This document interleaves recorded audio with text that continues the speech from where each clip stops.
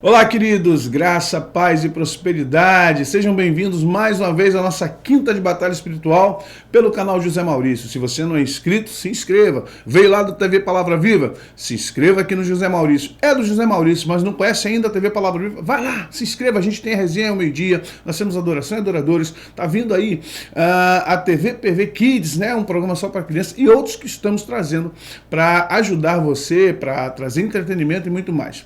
Eu quero agradecer também a todos que têm deixado seu like, assinado as notificações e nos ajudado, mandando o link de cada programa ou de cada vídeo que a gente grava aqui.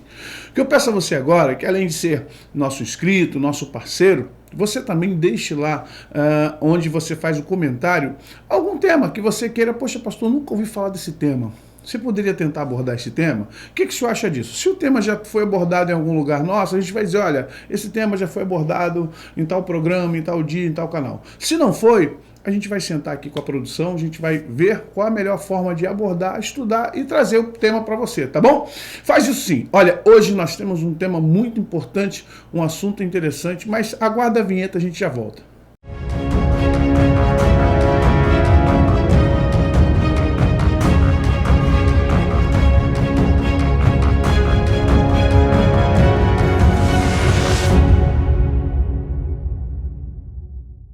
Pois bem, queridos, algumas pessoas perguntam assim, pastor, eu vi seu vídeo, tremendo, aquilo que o senhor falou sobre demônios dentro da igreja, eu vejo isso na minha igreja.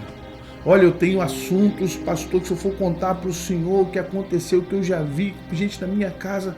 Mas uma pergunta, como é que eu faço para eu não ser uma pessoa infectada, uma pessoa que está sendo usada? E como é que eu vou saber se Deus, sabe, se eu não estou sendo usado por um demônio de forma subjetiva, indireta? Porque geralmente a pessoa que está no erro, via de regra, ela não enxerga que está errada.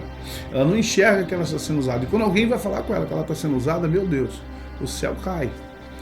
E em cima dessa pergunta, desse questionamento, que ele é realmente muito importante para cada cristão saber, vamos compreender que o apóstolo Paulo, lá em Efésios, no capítulo 6, a partir do verso 10, ele vai falar da armadura de Deus. E um dos pontos importantes da armadura, uma das peças importantes da armadura, é o capacete da salvação. O que é o capacete da salvação para o apóstolo Paulo? Olha, o Paulo está fazendo uma analogia com a armadura de um soldado romano, né? E quando ele põe o capacete da salvação, entenda que, via de regra, se a gente parar para pensar em salvação no quesito ser salvo, redimido, a gente não colocaria o capacete como uma peça da salvação. Talvez colocaríamos a couraça ou o cinto. Mas Paulo coloca o capacete. A pergunta, por que o capacete, Paulo? Porque a salvação, gente, é um processo de fé e de crença. E muitos acham que o processo de fé e de crença tem a ver com sentimentos, com o coração, com o que está no peito. Não, o processo de fé e crença, ele sai do sentimento para a razão. O Espírito Santo convence, é um ato de argumentação, é um ato de conversa. Em alguns segundos o Espírito Santo te convence de forma, sabe, racional, que você precisa de Jesus.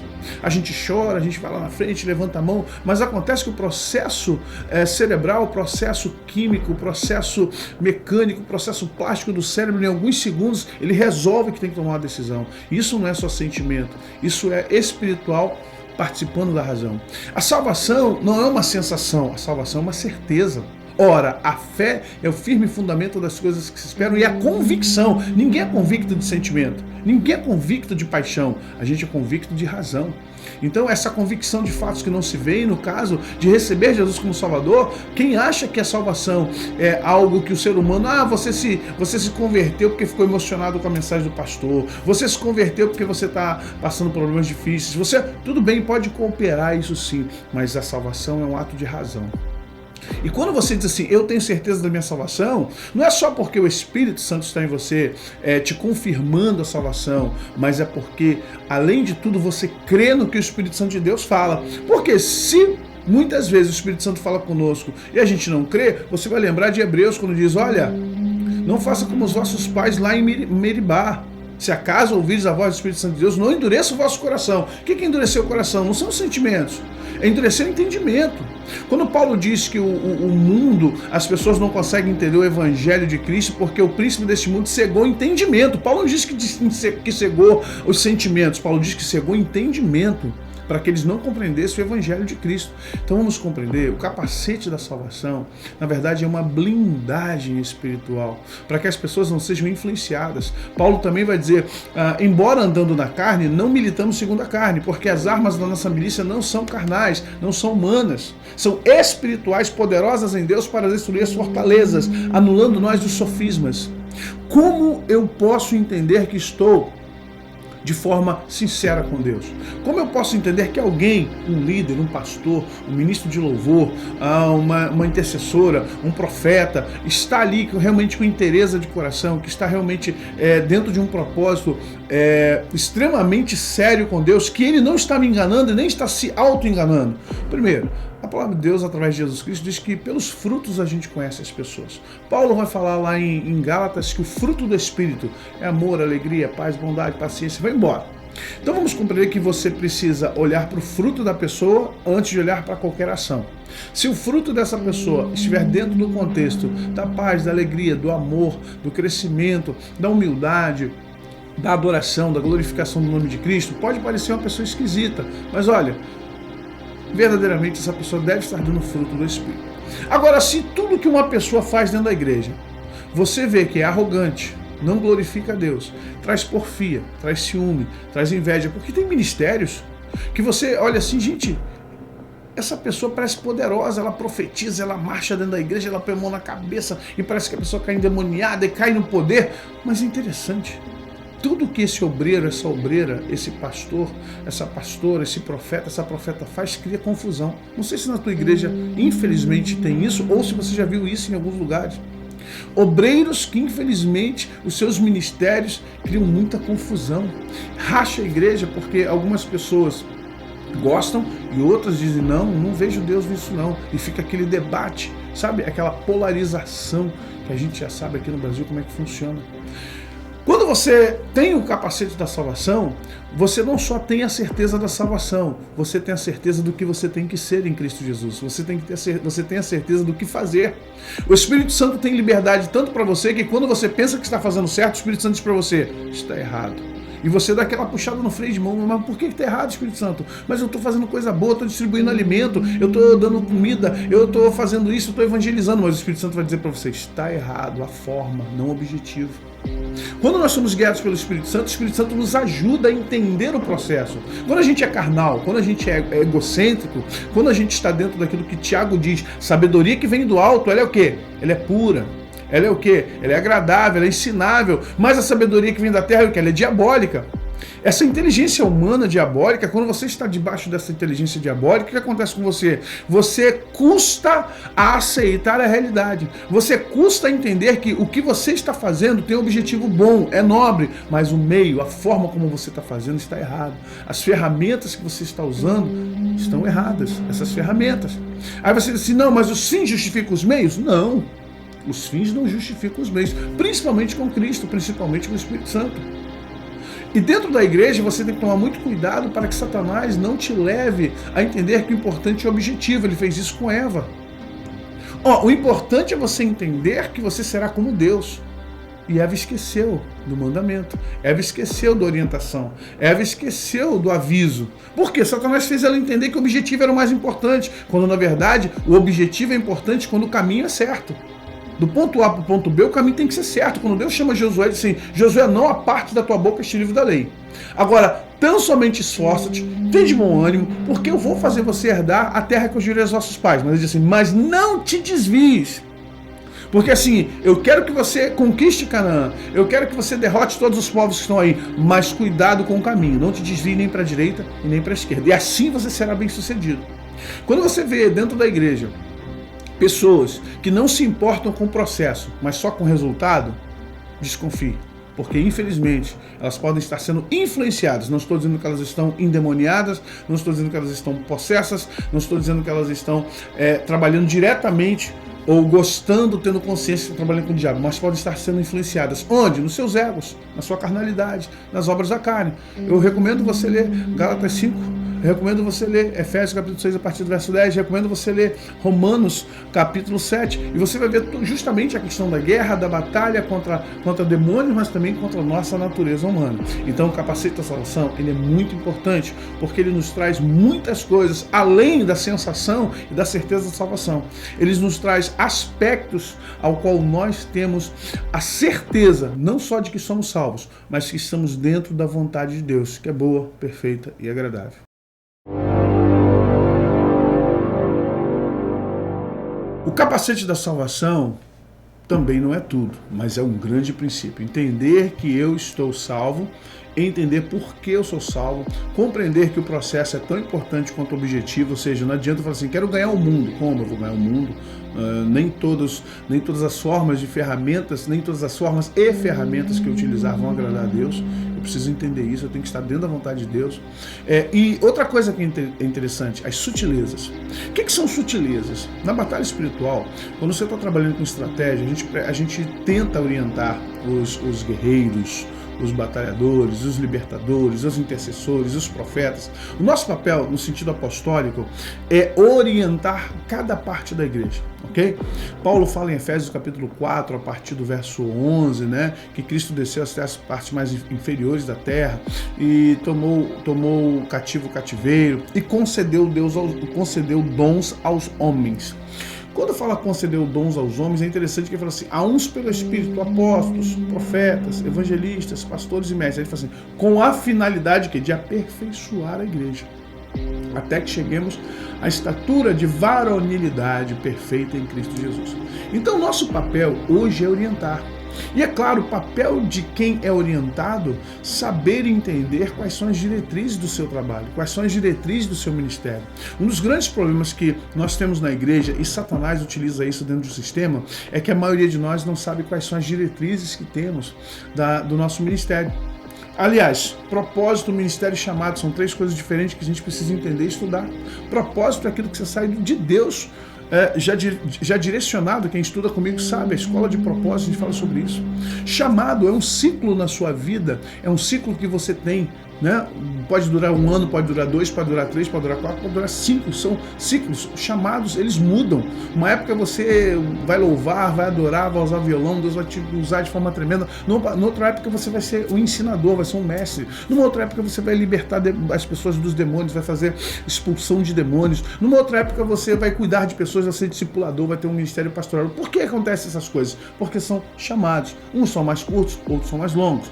E você tem, além dos chamados, além do propósito, você tem ministério. O que é ministério? Ministério é uma missão, diferente de propósito, diferente de chamado. Ministério é uma missão. A palavra ministro tem a ver com serviço. Diáconos significa servidor, aquele que serve. Então você tem que entender qual é o seu propósito, você tem que entender em que chamado no momento você está, e você tem que entender qual é o seu ministério, onde você está servindo, como você está servindo. Quando eu não tenho essas três prerrogativas muito bem alocadas em mim, facilmente eu sou confundido. Satanás acha que eu tenho que ser o bambambam da igreja. Satanás coloca na minha mente, lançando setas, eu não tenho capacete, lembre-se disso, jogando setas no meu coração, dizendo assim, tá vendo, o pastor só dá oportunidade para o fulano pregar, e não prega quase nada. E a gente, além de não gostar de outra pessoa estar fazendo o que nós achávamos que deveríamos fazer, a gente ainda critica e começa, de uma forma bem arrogante, a dizer que aquela pessoa não faz tão bem quanto nós. Pô, só fulano que toca e não toca nada, só nota na trave, se eu tivesse lá não fazia desse jeito. Ah, aquela fulana vai interceder, fica lá com a mãozinha parada, não vejo fazer nada, parece que não tem autoridade. Ou seja, nós nos prestamos a um serviço muito ruim, nós nos prestamos a uma posição de imaturidade. E Satanás ama isso. Gosta quando eu e você ficamos chateadinhos, magoadinhos e ficamos com raiva porque achamos que o pastor, a pastora, o ministério não está olhando para nós, não está vendo o que nós... Calma, você precisa entender qual é o seu propósito, você precisa entender qual é o seu chamado, você precisa entender qual é o seu ministério. Quando você entende isso, automaticamente nada disso te aborrece mais. Se você não pregar hoje, se você não cantar hoje, se você não tocar amanhã, se você não ficar na intercessão, se você não expulsar demônio, se você não der aula na escola dominical, se você não cantar, isso pouco importa, isso não mexe com o seu chamado, isso são oportunidades locais. E Deus tem te dado uma oportunidade mundial. Ou seja, na verdade, o problema não é o lugar onde nós estamos, o problema somos nós. E nós precisamos entender que esse processo de maturidade ele é importante para Satanás não nos jogar em armadilhas, nos engodos. É importante que o cristão e até pastores tenham capacidade de suplantar esses ataques na mente, esses ataques no ego, esses ataques ministeriais, confusões dentro da igreja, sabe, essas coisas, essas armadilhazinhas, pessoas que vão entrando, como falamos na última quinta de batalha espiritual, pessoas que vão fomentando uma porção de coisas estranhas dentro da igreja, fofoquinha, intriguinha, sabe, disse isso, disse aquilo, não porque... Calma. Esse é o momento que você precisa de muita serenidade. Esse é o momento que você precisa parar. Eu sempre costumo dizer assim para as pessoas que estão passando por esses momentos, pastores, líderes, pastor, o que eu tenho que fazer? Eu falei, a primeira coisa, se afaste, respira, fale com o Espírito Santo e peça a Ele direcionamento para você saber o que você vai fazer.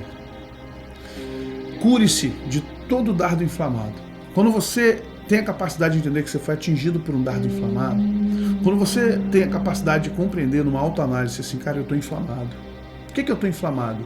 Eu estou com ciúme, eu estou com inveja, eu estou sentindo uma vontade muito grande de, sabe, de gritar, de chamar fulano, pegar pelo colarinho, vou falar e vou fazer.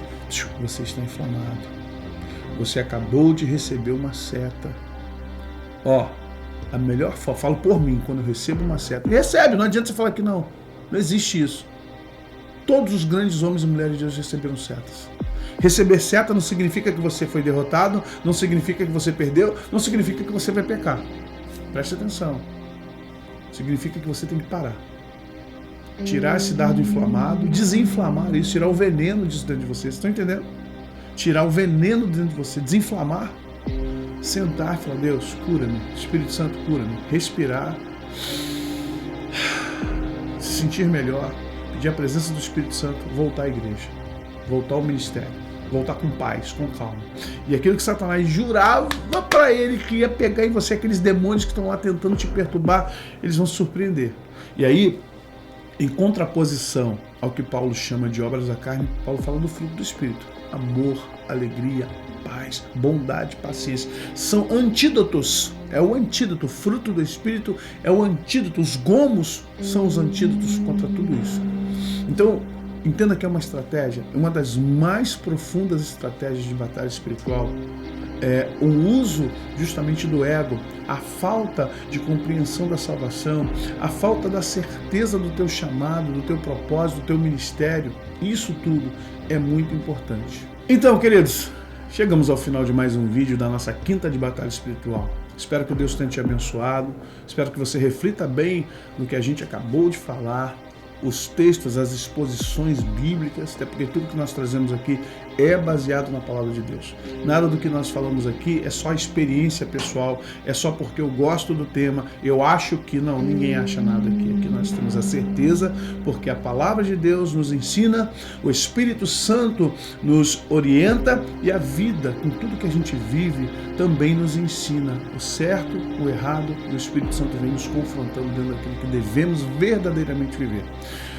Convido a vocês a sempre estar dentro da palavra, sempre estar no seio da palavra e, acima de tudo, obedecendo ao Espírito Santo, para que você, dentro dessa batalha que a gente vive, dentro dessa guerra que a gente vive, dentro das astutas ciladas, as artimanhas do diabo, você possa prevalecer, ok? Até a próxima quinta, deixa seu like, sua notificação, pega esse link, espalha para todo mundo.